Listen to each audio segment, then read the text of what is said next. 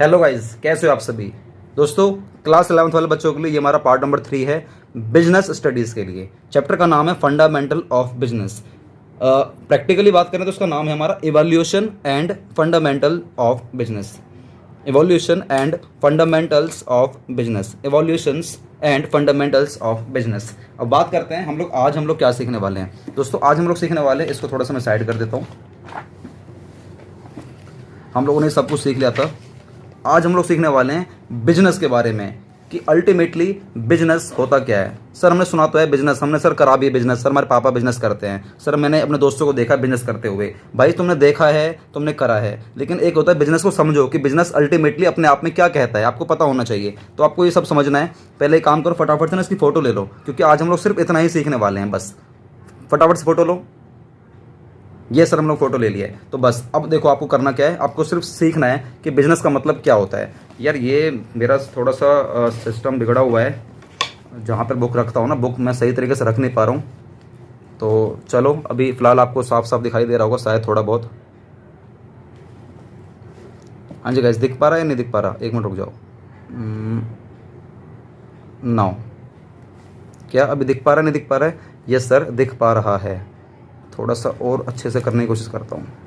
Yes sir, ठीक है। चलिए पढ़ते हैं इसको। Meaning of business. बिजनेस क्या होता है? इन the restricted sense of the term. Restricted sense, restricted sense मतलब होता है, देखो दो सेंस होते हैं, एक होता है ब्रॉडर सेंस, एक होता है रेस्ट्रिक्टेड सेंस। रेस्ट्रिक्टेड मतलब होता है बहुत छोटे से विचार में, एक होता है ब्रॉडर सेंस मतलब बहुत बड़े विचार में।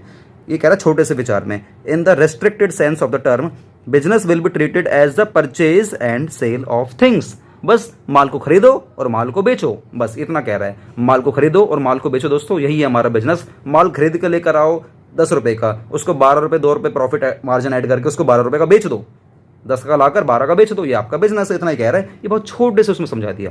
But in the broader sense of the term बात करते हैं, business is the sum total of all the activities which start right from the production of goods and services down to the task of taking them to the consumers।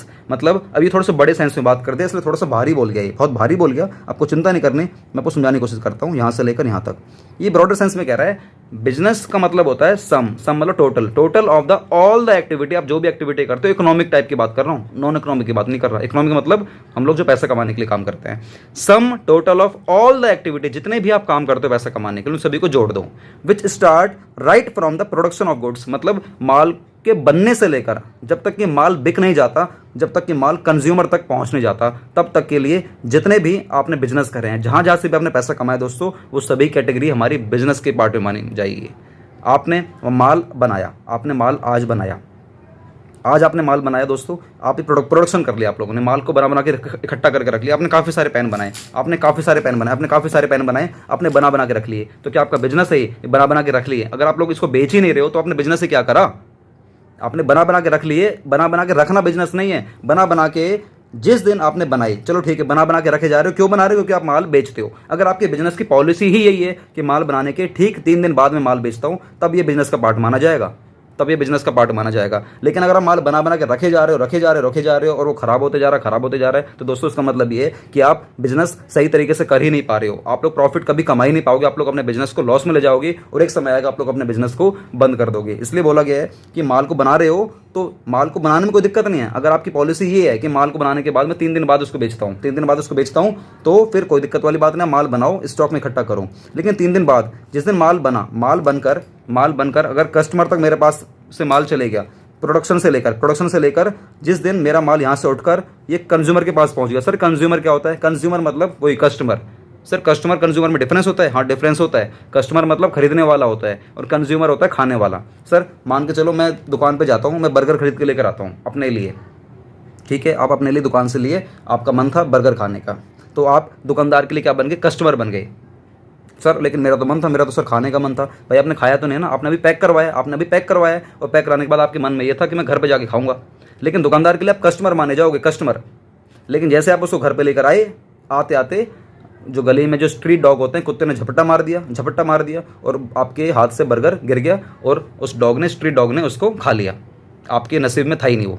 तो दोस्तों आप सिर्फ customer थे, आप consumer नहीं थे। Consumer वो होता है जो उसको अल्टीमेटली कंज्यूम करेगा, जो उसको खाएगा, जो उसको खाएगा। सर लेकिन सर जो मैं उसको खरीद के लेकर आया हूँ सर, मैं लेकिन सर खाने के लिए लेकर तो मैं आया था ना, अब गलती से गिर गया इसका मतलब ये थोड़ी नहीं सर मैं कंज्यूमर नहीं बनूंगा, मैं कस्टमर रहूंगा। भाई तुम कस्टमर ही हो।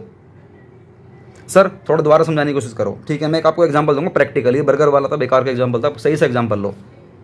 मैं आपकी दुकान से पेंसिल लेकर आया, मैं आपकी दुकान से पेंसिल लेकर आया 3 रुपए की, लेकिन मैं उसको आगे जाके, मेरा भी काम है पेंसिल को बेचना। आप बड़े लेवल पे काम करते हो, मैं छोटे लेवल पे काम करता हूँ। आपसे मैं एक पेंसिल लेकर आया 3 रुपए की, मुझे नहीं पता कितने की आती है, 3 रुपए की लेकर आया, और लाकर अगर मैं इसको यूज़ कर लेता हूँ, अगर मैं अपने बीवी बच्चों को दे देता हूँ कि चलो जाओ स्कूल जाते हो पेंसिल लेकर जाओ ये वाली, तो दोस्तों मैं कंज्यूमर था। मैं क्या था फिर? कंज्यूमर।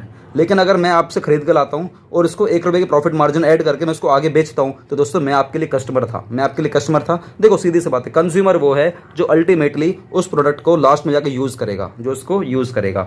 मैं आपकी दुकान से 10 पेन ले आया खरीद के, मैं उसको अगर यूज़ नहीं कर रहा हूँ, अगर मेरा मकसद ये है उसको आगे बेचना, अगर मेरा मकसद ये है उसको आगे बेचना, तो दोस्तों मैं हूँ कस्टमर आपके लिए। लेकिन आपसे मैं लेकर आया और मैं उसको आगे नहीं बेचूंगा, मैं उसको सीधा यूज़ करूंगा, पेंसिल का इस्तेमाल करूंगा अपने लिए, अपने बच्चों के लिए, अपने बीवी के लिए, अपने घर वालों के लिए, अपने सभी चीज़ के लिए मैं उसका इस्तेमाल करूंगा। तो दोस्तों मैं क्या हूँ फिर? कंज्यूमर हूँ। सर मान के चलो आप मेरे से 10 पेंसिल लेकर आए, लेकिन सर आप उसको बच्चों को नहीं दे रहे हो, अपनी बीवी को नहीं दे रहे हो, अपने घर वालों को नहीं दे रहे हो, अपने दोस्तों को नहीं दे रहे हो, सर आपने ना गरीबी में गरीब बच्चों को बांट दी, वैसी बांट दी, तो सर आप क्या माने जाओगे? ये बताओगे आप लोग कॉमेंट बॉक्स में खुद। क्वेश्चन क्लियर हो गया? मैं आपसे 10 पेंसिल लेकर आया, आपकी दुकान से लेकर आया, मैं आपकी दुकान से 10 पेंसिल लेकर आया, और दोस्तों मैंने उस पेंसिल को परचेज करके जबकि आपको मालूम है, ध्यान से क्वेश्चन सुनना, आपको मालूम है कि मेरी दुकान है पेंसिल बेचने की, लेकिन मैं आपसे पेंसिल लेकर आया हूँ और उस पेंसिल को लाकर मैंने उस पेंसिल को लाकर चैरिटी में बच्चों को दान कर दी। तो बताना नीचे कमेंट बॉक्स में, चैरिटी में दान कर देना पेंसिल मेरी ओर से। तो क्या जब मैं आपसे पेंसिल लेकर आया तो मैं आपके लिए कस्टमर था या कंज्यूमर था? नीचे बताना कमेंट बॉक्स में। ध्यान से, क्वेश्चन क्लियर हो गया ना? क्वेश्चन यही है सिंपल, मैं आपसे पेंसिल लेकर आया और आपको पता है कि मेरा काम पेंसिल बेचने का है, मैं फिर भी आपसे लेकर आया और लाते मैंने गरीबों में उसको बांट दिया। अब बताओ मैं आपके लिए क्या बना? कस्टमर या कंज्यूमर? चलो स्टार्ट करते हैं, हम लोग आगे चलते हैं, ठीक है।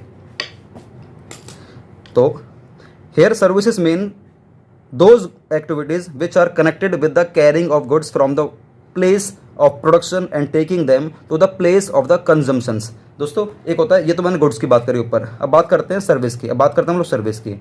ऊपर हम लोगों ने बात करी थी गुड्स की, हम लोगों ने ऊपर किसकी बात करी थी? गुड्स की बात करी थी। अब हम लोग बात कर रहे हैं सर्विस की। सर्विस मतलब होती है, ये कनेक्टेड है, किससे कनेक्ट है? कैरिंग गुड्स, कैरी करके ले जाएगा एक जगह से दूसरी जगह पर, कैरी करके लेके जाएगा एक जगह से दूसरी जगह पर। दोस्तों इसे बोलते हैं सर्विस की कैटेगरी में जाता है। एक जगह से दूसरी जगह पर ले आना हमारा सर्विस की कैटेगरी में माना जाता है। सर समझ में नहीं आया? ओके, मैंने समझाया ही नहीं, समझ में जब आएगा ना, जब समझाऊंगा। सर समझाओ ना फिर। ओके भाई, मेरा काम है, आपने देखा होगा जैसे मान लीजिए आजकल कई लोग ना गाड़ियाँ नहीं खरीद रहे हैं। क्यों नहीं खरीद रहे हैं? क्योंकि पेट्रोल बहुत महंगा हो गया है। तो हम लोगों को कहीं घूमने के लिए जाना होता है तो हम लोग बाहर से ही दोस्त वगैरह से बोलकर या हम लोग मार्केट में चले आते हैं, वो गाड़ियाँ मिल जाती हैं पैसों में, 1000-2000 रुपये देकर गाड़ियाँ मिल जाती हैं, और हमें जहाँ पर हमें जाना होता है एक दिन में घुमा कर ले आते हैं। तो वो अपने 2000 रुपये, 2500 रुपये, 3000 रुपये, 4000, 5000 जो भी रेट होगा, जितना भी किलोमीटर होगा उसके हिसाब से पैसे चार्ज करते हैं। तो दोस्तों उसने जो हमसे पैसा लिया है किस चीज़ के बदले में लिया है? गुड्स के बदले में, सर्विस के बदले में। सर उसने हमें कुछ माल तो नहीं बेचा, उसने तो अपनी गाड़ी में हमें घुमाया है बस। जो घुमाया तो उसने हमें सर्विस दी है, उसने हमें सर्विस दी है, तो उसे बोलते हैं सर्विस। मतलब एक जगह से दूसरी जगह पर ले जाने के लिए हम लोग सर्विस शब्द का इस्तेमाल करते हैं। वो हमें हमारे यहाँ से फरीदाबाद से ले गया और हमें हरिद्वार हमें घुमाकर ले आया, भगवान जी के दर्शन करा के ले आया, तो वो हमें सर्विस दे रहा है, ठीक है ना। For example they include transport and communication and insurance and storage and banking. मैं काफ़ी सारे, ये सारे एग्जाम्पल हमारे सर्विस एंटिटी में आते हैं। जैसे कि इंश्योरेंस, आप लोग इंश्योरेंस करवा लेते हो, हेल्थ इंश्योरेंस करवा लेते हो, ठीक है ना, अपने दुकान का, गुड्स का, सामान का इंश्योरेंस करवा लेते हो, तो इंश्योरेंस कंपनी आपके सामान का या आपकी हेल्थ का इंश्योरेंस कर देती है। तो कल को अगर कुछ दिक्कत होती है तो इंश्योरेंस कंपनी से क्लेम पास हो जाता है और आपको पैसे देने नहीं पड़ते हैं। तो वो इंश्योरेंस कंपनी आपको सर्विस दे रही है। सर्विस, वो कोई माल नहीं बेच रही है कि हाँ भाई ये माल पकड़, ये एसी पकड़ है, भाई ऐसा कुछ नहीं है। ऐसे स्टोरेज होता है आपके पास, अगर आपको लगता है कि आपकी दुकान में ज़्यादा माल हो गया है, आपको और माल खरीदना है, लेकिन आपके पास जगह नहीं है, तो आप लोग रेंट पे माल को स्टोर करने के लिए आप लोग कहीं किराए पर कोई जगह ले लेते हो, कोई दुकान ले लेते हो, वहाँ पर अपने सामान को रखते हो, जिसको आप लोग कहते हो हिंदी में गोदाम ले लेते हैं, गोदाम। तो स्टोरेज ले लेते हो आप, गोदाम ले लेते हो, जिसके बदले में आप उसको कुछ हर महीने रेंट पे करते हो, ठीक है ना। तो वो आपको सर्विस दे रहा है, सर्विस। उसने कुछ माल नहीं बेचा आपको कि ये माल पकड़, वो जमीन ही तेरी हो गई, ऐसा नहीं।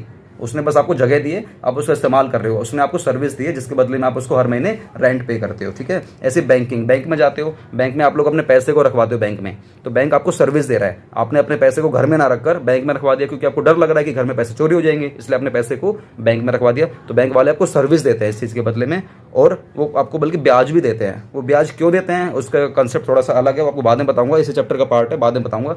इस चैप्टर का नहीं, इसी बुक का पार्ट है, आपको कभी बाद में बताऊंगा कि वो बदले में हमें पैसा क्यों देते हैं ज़्यादा, क्योंकि उस पैसे को ना वो इस्तेमाल करते हैं और ज़्यादा पैसा कमाने के लिए। तो कुछ पोर्शन हमें दे देते हैं बस, और हमारा पैसा सेफ भी है, और कुछ पैसा हमें ब्याज का भी मिल जाता है। हालांकि ब्याज कुछ मिलता नहीं, बहुत ही कम मिलता है, ना के बराबर मिलता है, लेकिन फिर भी हमारा पैसा थोड़ा सा सेफ हो जाता है। अब सेफ भी नहीं होता, सर क्या बातें कर रहे हो सर आप, ब्याज देते हैं फिर आप कह रहे हो कि ब्याज नहीं देते, क्योंकि बहुत कम देते हैं, बहुत कम देते हैं, ना के बराबर देते हैं। पैसा आज के डेट में बैंकों में रखना बेवकूफ़ी है, कसम खा लो बेवकूफ़ी है। अगर आप लोग का पैसा बैंक में रखा हुआ है, इसका मतलब आप बेवकूफ़ हो, आप लोग बेवकूफ़ हो। अगर आप लोग पढ़े लिखे बेवकूफ़ माने जाओगे फिर, अगर आपका पैसा बैंक में रखा हुआ है तो सीधी सी बात है, क्योंकि आपको 2% 2.5% मिलता है। और अगर आप लोग चेक करोगे inflation rate, sir inflation rate क्या होता है, महंगाई दर चेक करोगे तो वो हमारी आज की लगभग 7.15, मतलब 7% के आसपास हमारी महंगाई दर है। मतलब अगर आप 100 रुपये बैंक में जमा करा रहे हो तो एक साल बाद आपको 102 रुपये मिलते हैं या 103 रुपये मिलते हैं बस। लेकिन आप एक साल बाद अगर आपका जो खर्चा है ना वो 100 रुपये का नहीं होगा, 107 रुपये खर्चा हो जाता है। तो मुझे बताओ, एक साल बाद आपको 107 रुपये किसी को देने हैं, लेकिन बैंक वाला आपको देगा 102 रुपये या 103 रुपये देगा, तो आप सामने वाले को 107 रुपये कैसे दे दोगे? आपको जब बैंक से 103 रुपये मिलेंगे, तो 103 भी बहुत ज़्यादा बोल रहा हूँ मैं। तो दोस्तों बैंकों में पैसा रखना बहुत बेकार है। हाँ, अगर आपको रखना है बैंकों में, आप एफडी करवा लो, जिसे बोलते हैं फिक्स्ड डिपॉजिट, आप वो करवा सकते हो। पैसा भी सेफ है और थोड़ा सा ज़्यादा आपको इंटरेस्ट मिल जाता है, जो कि एक अच्छे पढ़े लिखे इंसान की बात मानी जाती है। लेकिन एक बात फिर बोलूँगा मैं कि एफडी में पैसा रखना भी आज की डेट में बहुत बेवकूफ़ी है, क्योंकि एफडी में जो रेट मिलता है ना दोस्तों, वो मिलता है 5%, 6%, 5.5%, मैक्सिमम 5% या 5.5%। लेकिन मैंने आपको क्या बोला, हमारा जो इन्फ्लेशन रेट है वो कितना है, हमारा 7% है। तो बैंकों से आपको जो मिलेगा एक साल बाद, वो मिलेगा 105 रुपये या 5.5 रुपये या 106 रुपये, लेकिन आपको देना पड़ेगा एक साल बाद 107 रुपये किसी को। तो अब कैसे दे दोगे? तो सर फिर हम करें क्या, बताऊंगा, बाद में बताऊंगा, ठीक है ना। चलो स्टार्ट करते हैं आगे।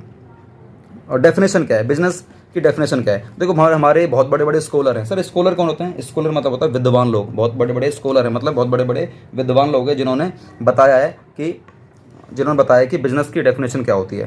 पहले टूल किट पढ़ लेते हैं। It refers to that economic activity which is conducted on regular basis. आपको पता है हम लोग बिजनेस करते हैं, रेगुलर करते हैं। आपने देखा होगा कई बिजनेस हमारे डाउन हो जाते हैं, कई बिजनेस ग्रो क्यों नहीं हो पाते? क्योंकि वो रेगुलर काम नहीं करते हैं। आज दुकान खोली, कल घूमने चले गए। आज दुकान खोली तो है, घूमने भी नहीं गए, लेकिन 4 ही घंटे खोली है, और 4 घंटे भी क्या खोली है, उसमें पबजी खेल रहे हैं या कस्टमर से सही तरीके से बात नहीं कर रहे हैं। तो ऐसे भैया दुकानदारी नहीं चलती है। घर बैठो या कहीं जॉब करो टू अर्न प्रॉफिट, प्रॉफिट कमाने के लिए काम करते हैं। कई लोग दुकान खोल लेते हैं, दुकान बैठ जाएंगे, अरे भाई 4-5 यार दोस्त आ गया भाई, अरे चल पेप्सी खोल लेते हैं। भाई पैसा कहाँ से कमाओगे फिर? जब यार दोस्तों को पेप्सी खुलवा दोगे तो 80 रुपये की पेप्सी की बोतल 90 रुपये की आप बोतल खोल दोगे एक ही बार में। अरे 90 रुपये कमाने में भैया, छोटी सी दुकान में, परचूनी दुकान में 90 रुपये कमाने के लिए आपको बहुत काम करना पड़ेगा। तो ऐसे बिजनेस नहीं चलते। आपको दोस्त यारी को अलग रखना पड़ेगा। दोस्त यारी अलग चीज़, बिल्कुल अलग चीज़ है वो, बिजनेस से बिल्कुल अलग चीज़ है वो। The production and the sale of goods and service. आप लोग माल बेचो चाहे सर्विस बेचो दोस्तों, ये है हमारी टूल किट के अंदर। लेकिन देखते हैं बड़े बड़े विद्वानों ने क्या बात बोली है। The term business has been defined differently by different scholars. मतलब विद्वान लोगों ने फ्रॉम टाइम टू टाइम वो देते रहते हैं, ठीक है ना, डेफिनेशन देते रहते हैं। लेकिन ये 2 डेफिनेशन दी थी, तो बुक में R.K. सिंगला जी में 2 ही लिखी गई हैं। The following are the views of some of the prominent scholars. Sir prominent कौन होता है? प्रोमिनेंट मतलब होता है बहुत ही प्रोमिनेंट। सर प्रोमिनेंट होता क्या है? प्रोमिनेंट मतलब होता है मेन, कोई मेजर या कोई फेमस इंसान, कोई पॉपुलर इंसान, पॉपुलर जिसको हिंदी में बोलते हैं प्रमुख, उसे बोलते हैं प्रोमिनेंट पर्सन। मतलब पॉपुलर पर्सन या फेमस पर्सन या बहुत ही मेन पर्सन। उसने क्या बात करते हैं 2 की। एक डॉक्टर W.R. स्प्रीगल ने बोला है, W.R. स्प्रीगल ने क्या बोला है? इसने बहुत सिंपल बोला है, माल का प्रोडक्शन करो और सेल करो गुड्स एंड सर्विसेज का, बस खत्म। इसने क्या बोला है? W.R. स्प्रीगल ने क्या बोला है? All the activities included in the production and sale of goods and services, बस ये बोला है, बस इतना ही बोला, in the production and sale of goods and services, सिर्फ इतना ही बोला और कुछ नहीं बोला। तो ये बहुत सिंपल डेफिनेशन है, आप लोग इसको मत करना। थोड़ा सा आगे चलते हैं, हालांकि ये और ज़्यादा सिंपल है, लेकिन फिर भी इसे थोड़ा सा मेरे को अच्छा लगता है क्योंकि इसमें कुछ काम की बात बोली गई है। L.H. हैने ने बोला है, ठीक है ना। बिजनेस में be defined as human activity. सीधी सी बात है, बिजनेस को भाई एक ह्यूमन ही करेगा, उसकी द्वारा की गई करतूतें ही करेंगे, मतलब बिजनेस को, ठीक है ना, एक्टिविटी डायरेक्टेड टुवर्ड्स प्रोड्यूसिंग। मैंने माल को बनाया, मैंने बनाकर मैंने माल को बेच दिया। भाई क्यों बेच दिया? एक्वायरिंग वेल्थ, क्योंकि मुझे वेल्थ एक्वायर करनी है, पैसा इकट्ठा करना है, पैसा कमाना है थ्रू बाइंग, या तो माल खरीद कर या माल को बेच कर। क्या बात समझ में आ रही है? ये बहुत अच्छी डेफिनेशन मुझे लगती है। अगर ये दो डेफिनेशन मेरे पास है तो इन दोनों में अगर मैं चूज़ करूँ तो सिर्फ मुझे LH हैने की ही समझ में आती है। बाकी अगर बहुत डिफरेंट अलग अलग और भी स्कॉलर्स हैं, अलग अलग राइटर्स की बुक में अलग अलग डेफिनेशन दे रखी है। तो आप लोग किस बुक को फॉलो कर रहे हो नीचे बताना कमेंट बॉक्स में कि सर आपके स्कूल में, मतलब आप लोग ये बताना नीचे कमेंट बॉक्स में कि आपके स्कूल में किस बुक को फॉलो करवाया जा रहा है। जैसे कि मैं आपको करवा रहा हूँ RK सिंगला की बुक से, तो आप किस बुक से कर रहे हो? जैसे पूनम गांधी हो गया है, RK सिंगला हो गया है, ठीक है ना, और सुभाष दे हो गया, ऐसे अलग अलग राइटर्स हैं, किसकी आप बुक फॉलो कर रहे हो? या NCERT हो गया है, और भी अलग अलग राइटर्स हैं पूरे भारत भर में, पता नहीं कौन कौन से राइटर हैं, देखते हैं चलेगी पता भाई कितने राइटर हैं पूरे भारत भर में। बताना नीचे कमेंट बॉक्स में कि सर हम इस राइटर की बुक फॉलो कर रहे हैं। और वीडियो के बारे में आपकी राय क्या है? क्या आपको वीडियो अच्छी लग रही है या नहीं लग रही है? दोस्तों मैं बहुत बारीकी से बढ़ा रहा हूँ, घुस कर बातें बता रहा हूँ। सर कहाँ घुस जाते हो आप? कंसेप्ट में घुस जाता हूँ, और कहाँ घुसूंगा? ठीक है दोस्तों, ठीक है, कभी बार हंस भी लिया करो आप लोग। और गाइस वीडियो को लाइक तो बिल्कुल कर देना यार, ये तो मुझे बोलना ही नहीं चाहिए, आपको खुद ही कर देना चाहिए। और अगर आप लोग हमारे व्हाट्सएप ग्रुप में जुड़ना चाहते हो, व्हाट्सएप ग्रुप में जुड़ने के काफ़ी सारे हमारे रूल्स हैं, आपको काफ़ी सारी फैसिलिटीज़ मिलेंगी, बेनिफिट्स मिलेंगे, आपको नोट्स मिलेंगे, आपको कॉलिंग फैसिलिटी मिलेगी, डाउट फैसिलिटी मिलेंगे, होमवर्क मिलेगा, सब कुछ मिलेगा। उसके लिए पूरे 1 साल तक का आपको ना मेंबर अगर बनना है, हमारा मेंबर बन सकते, थोड़ा सा अमाउंट, बहुत छोटा सा आपको अमाउंट पे करना पड़ेगा, जिसको पे करके आप पूरे 1 साल के लिए हमारी बेनिफिट्स ले सकते हो। आपको कितना अमाउंट पे करना है अगर आपको जाना है तो आप डायरेक्ट कॉल करो, और अगर आपको नॉर्मल ग्रुप में जुड़ना, नॉर्मल वाले ग्रुप में जुड़ना है तो सीधा मुझे व्हाट्सएप पर हाई करके भेजो, और अगर आपको पेड वाले ग्रुप में जुड़ना है तो आप मुझे सीधा कॉल कर सकते हो। तो फैसला आपके हाथ में, कॉल करना है या सीधा डायरेक्ट मुझे व्हाट्सएप पर हाई करना है। बहुत छोटा सा अमाउंट है, बहुत छोटा सा अमाउंट है, कोई भी बच्चे से बच्चा भी उसको पे कर देगा। बहुत छोटा सा अमाउंट है यार, इतना छोटा कि क्या बोलूँ। तो आप उसको पे इजीली कर सकते हो और पूरे 1 साल का हमसे बेनिफिट ले सकते हो। तो चलो गाइस मिलते हैं हम लोग पार्ट नंबर 3 तो हमारा पार्ट नंबर 3 है ना, ये पार्ट नंबर 4 के संग मिलते हैं। वंदे मातरम, जय हिंद, अपना ख्याल रखना, चैनल को सब्सक्राइब कर देना, वीडियो को शेयर कर देना अपने सभी दोस्तों के साथ, बोल देना हमारे चैनल पर आए, वीडियोस को देखें और बहुत कुछ प्रैक्टिकल तरीके से सीखें। वंदे मातरम, जय हिंद।